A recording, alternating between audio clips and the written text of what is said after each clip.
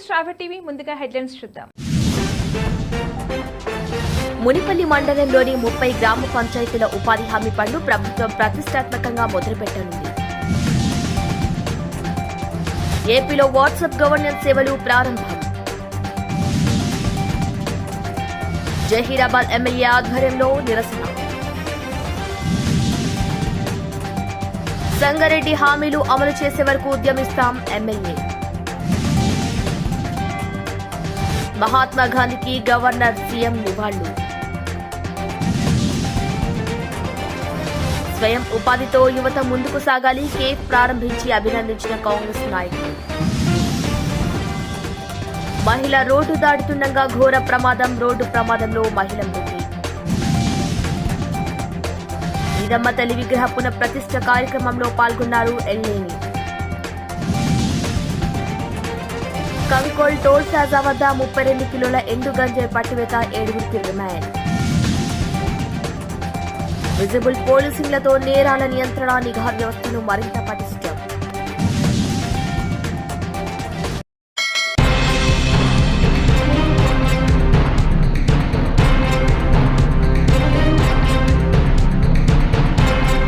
జాతిపిత మహాత్మాగాంధీ వర్ధంతి సందర్భంగా గవర్నర్ విష్ణుదేవ్ వర్మతో కలిసి సీఎం రేవంత్ లంగర్ హౌస్ బాపుఘాట్ వద్ద ఆ మహనీయుడికి పుష్పాంజలి ఘటించారు. అనంతరం సర్వమత ప్రార్థనలో పాల్గొన్నారు. ఈ కార్యక్రమంలో స్పీకర్ గడ్డం ప్రసాద్ కుమార్, మంత్రులు తుమ్మల, పొన్నం, పొంగులేటి సురేఖ, వేం నరేందర్ రెడ్డి, సబీర్ అలీ, హర్కర వేణుగోపాలరావు, పీసీసీ అధ్యక్షుడు మహేష్, సీఎస్ శాంతికుమారి, డీజీపీ జితేందర్తో పాటు పలువురు పాల్గొన్నారు.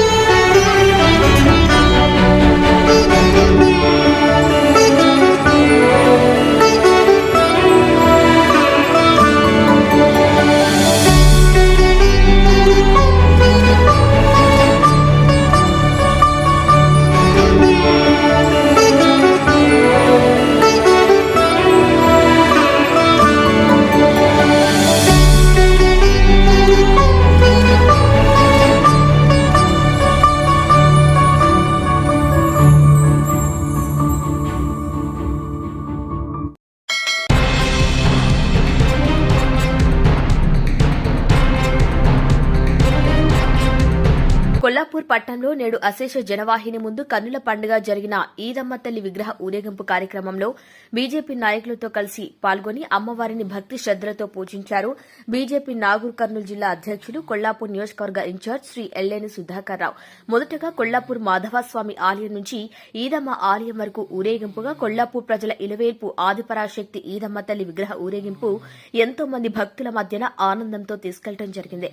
అనంతరం ఎల్లేని మాట్లాడుతూ అమ్మవారి ఆశీస్సులు కొల్లాపూర్ నియోజకవర్గ ప్రజలపైన ఎల్లప్పుడూ ఉండాలని, అనునిత్యం అమ్మవారు నియోజకవర్గ ప్రజలను కంటికి రెప్పలాగా కాపాడుతూ ఉండాలని అమ్మవారిని ప్రార్థించారు ఎల్లేని.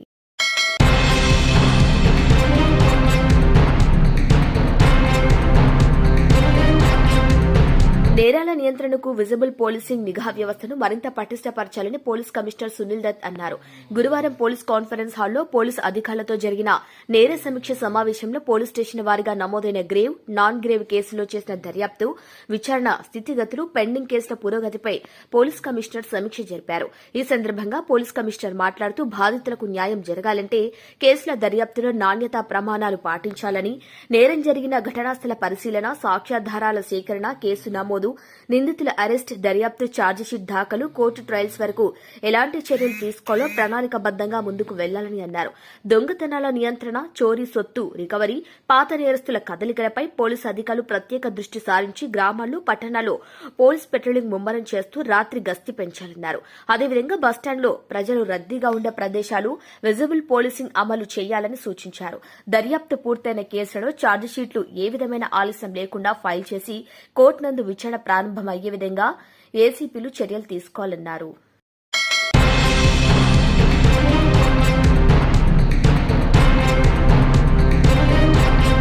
మునిపల్లి మండలంలోని కంకోల్ టోల్ ప్లాజా వద్ద వాహనాల తనిఖీలో భాగంగా ముంబై నుంచి హైదరాబాద్ వెళ్తున్న 3 వాహనాల్లో 32 కిలోల ఎండు గంజాయి పట్టుకున్నట్లు మునిపల్లి పోలీసులు తెలిపారు.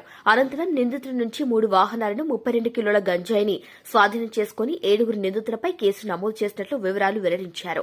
ముంబై నుంచి ఒరిస్సాకు తరలిస్తున్న 3 గంజాయి వాహనాలను పోలీసులు స్వాధీనం చేసుకున్నారు. గంజాయి తరలిస్తున్న 7 అదుపులోకి తీసుకున్నట్లు మునిపల్లి పోలీసులు తెలిపారు.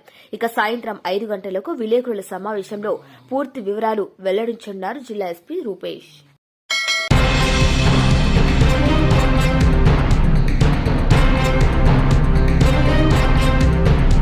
కోమటిపల్లి తాండా గ్రామం కేసముద్ర మండలం మహబూబాబాద్ జిల్లాకు చెందిన ఇస్లావత్ నరసింహ తండ్రి జగ్మల్ కుమారుడైన ఇస్లావత్ చరణ్ సీతారాం నగరంలోని సోషల్ వెల్ఫేర్ హాస్టల్లో చదువుతున్నాడు. సంక్రాంతి పండుగ సెలవుల తర్వాత 23/1/2025 రోజున మధ్యాహ్నం 1:30 తన కొడుకుని సామాన్లు కొనిచ్చి హాస్టల్ ముందు దించి లోపలికి వెళ్లమని చెప్పి తాను గూడూరుకు తన కూతుర్ని దించడానికి వచ్చాడు. ఆ తర్వాత రోజు అనగా 30/1/2025 రోజున ఉదయం 7 గంటలకి తన గ్రామానికి చెందిన ఇస్లావత్ వికాస్ అనే అబ్బాయి వార్డెన్ ఫోన్ ద్వారా ఫోన్ చేసి చరణ్ ఇంకా రాలేదు, ఎప్పుడు పంపుతారు అని అడగ్గా తాను 23వ తేదీన రోజునే నేను పంపాను అని చెప్పగా తాను ఇక్కడ లేడు అని వారు చెప్పగా అతని కోసం, అబ్బాయి కోసం అన్ని దిక్కులా వెతకడం మొదలుపెట్టారు. ఎక్కడా తగిన ఆచూకీ జాడ కాని దొరకలేదు. ఇక ఇట్టి విషయంపై గూడూరు పీఎస్లో కేసు నమోదు చేయడం జరిగింది. ఎవరైనా ఈ అబ్బాయి ఎక్కడున్నా కనిపిస్తే వివరాలు తెలియపరిస్తే 10,000 రూపాయల బహుమతి ఇవ్వబడును, మా యొక్క ఫోన్ నెంబర్ అంటూ తెలియజేశారు.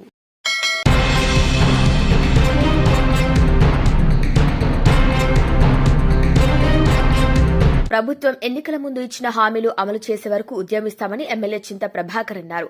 ప్రభుత్వం ఇచ్చిన హామీలు అమలు చేయాలని కోరుతూ గాంధీ వర్ధంతి సందర్భంగా సంగారెడ్డిలోని ఆయన విగ్రహానికి గురువారం వినతి పత్రం సమర్పించి నిరసన తెలిపారు.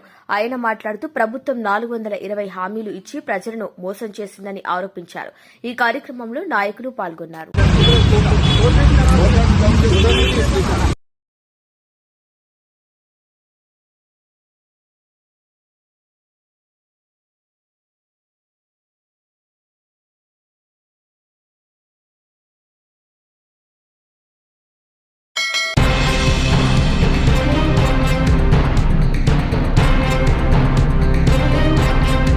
షాద్నగర్ నియోజకవర్గం కేశంపేట మండల కేంద్రంలో కొండారెడ్డిపల్లి గ్రామానికి చెందిన యువకుడు శ్రీకాంత్ ఏర్పాటు చేసిన మన చాయ్ కేఫ్ ను కాంగ్రెస్ పార్టీ సీనియర్ నాయకులు పల్లె ఆనంద్ కుమార్ ప్రారంభించారు.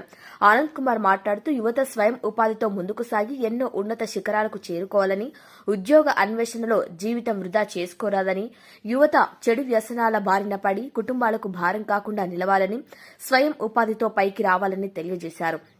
ఈ కార్యక్రమంలో కేశంపేట మాజీ సర్పంచ్ వెంకటరెడ్డి, మండల నాయకులు తలసాని రంగారెడ్డి, కొండారెడ్డిపల్లి సెక్రటరీ స్వరూప్ కుమార్, మాజీ డిప్యూటీ సర్పంచ్ శివకుమార్, కాంగ్రెస్ పార్టీ యువ నాయకులు కుమ్మరి కరుణాకర్, కొండారెడ్డిపల్లి గ్రామ యువకులు కుమార్, రాజు, కృష్ణయ్య, చక్రం, శ్రీశైలం, నరేష్, శ్రీను, యాదయ్య, శ్రీశైలం, నరసింహ, ఆంజనేయులు, శివకుమార్, మహేష్, వినోద్లు పాల్గొని మన ఛాయ్ కేఫ్ యాజమాని శ్రీకాంత్ కు శుభాకాంక్షలు తెలియజేశారు.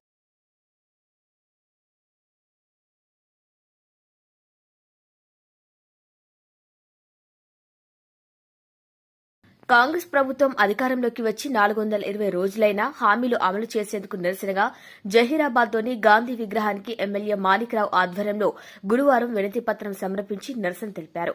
ఆయన మాట్లాడుతూ హామీలు అమలు చేయడంలో ప్రభుత్వం పూర్తిగా విమర్శించారు. ఈ కార్యక్రమంలో పార్టీ నాయకులు పాల్గొన్నారు.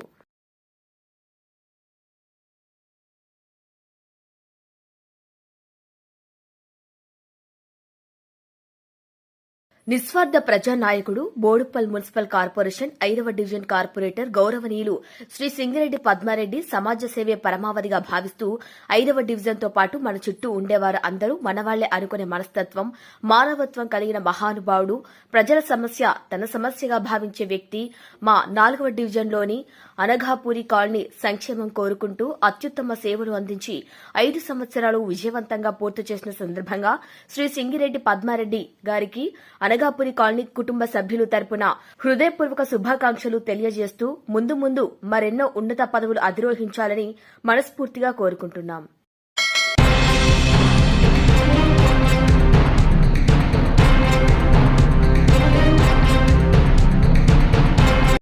ఆంధ్రప్రదేశ్ ప్రభుత్వం మరో కొత్త కార్యక్రమానికి శ్రీకారం చుట్టింది. ఏపీ ప్రభుత్వం పౌర సేవలను మరింత చేరువ చేసేందుకు వాట్సాప్ గవర్నెన్స్ ప్రారంభించింది. దేశంలో తొలిసారి ఇలాంటి సాంకేతిక పరిష్కారాన్ని అందుబాటులోకి తీసుకురావడం ఇదే మొదటిసారి. ఉండవల్లిలోని తన నివాసంలో మంత్రి నారా లోకేష్ ఈ సేవలను ప్రారంభించారు. మన మిత్ర ప్రజల చేతిలో ప్రభుత్వ పేరుతో దీన్ని ప్రారంభించారు. ప్రజల నుంచి వినతులు స్వీకరించేందుకు, వారికి అవసరమైన సమాచారం అందించేందుకు, ప్రభుత్వ పథకాలను నేరుగా చేరవేసేందుకు ఈ కొత్త వ్యవస్థను తీసుకువచ్చారు. ఈ సేవల కోసం ప్రభుత్వం అధికారిక వాట్సాప్ నంబర్ 9552300009 ను కేటాయించింది. ఈ ఖాతా వెరిఫైడ్ ట్యాగ్ తో అందుబాటులో ఉంది. అయితే ఈ సేవలు ప్రస్తుతం డెస్క్టాప్ వాట్సాప్ వెర్షన్ లో అందుబాటులో లేవు. కేవలం ఫోన్లో మాత్రమే అందుబాటులో ఉంది. అన్ని సేవలకు పరిష్కారం కేంద్రంగా నిలుపుతామని మంత్రి లోకేష్ అన్నారు. ప్రతి సర్టిఫికేట్ పైన క్యూఆర్ కోడ్ ఉంటుందని మంత్రి తెలిపారు. మొత్తం 36 ప్రభుత్వ డిపార్ట్మెంట్లను వాట్సాప్ గవర్నెన్స్ లోకి తీసుకొచ్చామని లోకేష్ వెల్లడించారు.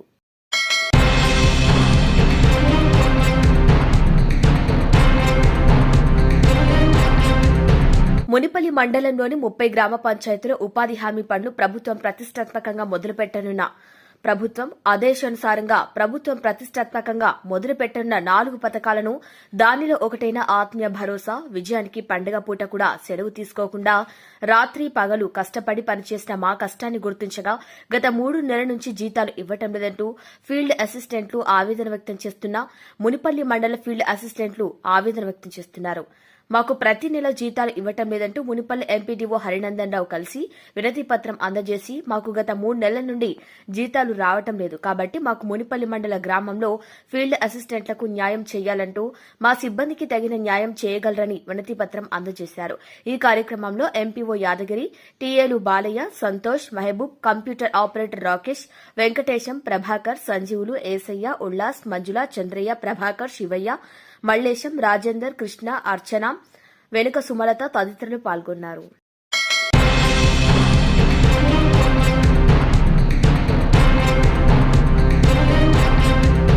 రోడ్డు దాటుతుండగా ప్రమాదంలో కారు ఢీకొని మహిళ మృతి చెందింది. కారు ఢీకొని మహిళ మృతి చెందిన ఈ ఘటన సదాశివపేట పట్టణ పరిధిలోని పీఎస్ఎంఎల్ కాలనీ ఎదురుగా జాతీయ రహదారిపై చోటు చేసుకుంది.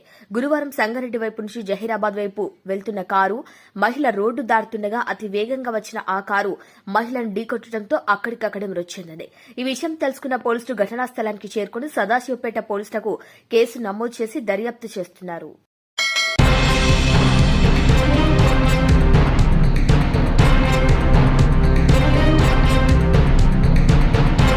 బులెటిన్ హెడ్లైన్స్ మరొకసారి.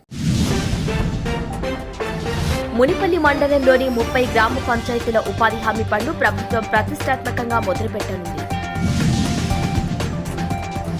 ఏపీలో వాట్సాప్ గవర్నెన్స్ సేవలు ప్రారంభం. జహీరాబాద్ ఎమ్మెల్యే ఆధ్వర్యంలో నిరసన. సంగారెడ్డి హామీలు అమలు చేసే వరకు ఉద్యమిస్తాం ఎమ్మెల్యే. మహాత్మా గాంధీకి గవర్నర్ సీఎం నివాళులు. స్వయం ఉపాధితో యువత ముందుకు సాగాలి, కేఫ్ ప్రారంభించి అభినందించిన కాంగ్రెస్ నాయకులు. మహిళ రోడ్డు దాటుతుండగా ఘోర ప్రమాదం, రోడ్డు ప్రమాదంలో మహిళ మృతి. ఈదమ్మ తల్లి విగ్రహ పునఃప్రతిష్ఠ కార్యక్రమంలో పాల్గొన్నారు ఎల్లేని. కంకోల్ టోల్ ప్లాజా వద్ద 32 కిలోల ఎండు గంజాయి పట్టివేత, 7గురికి రిమాండ్. విజిబుల్ పోలీసింగ్లతో నేరాల నియంత్రణ, నిఘా వ్యవస్థను మరింత పటిష్టం. ఇవి వాళ్ళ బులెటిన్ అప్డేట్స్. కీప్ వాచింగ్ స్ట్రాబె టీవీ.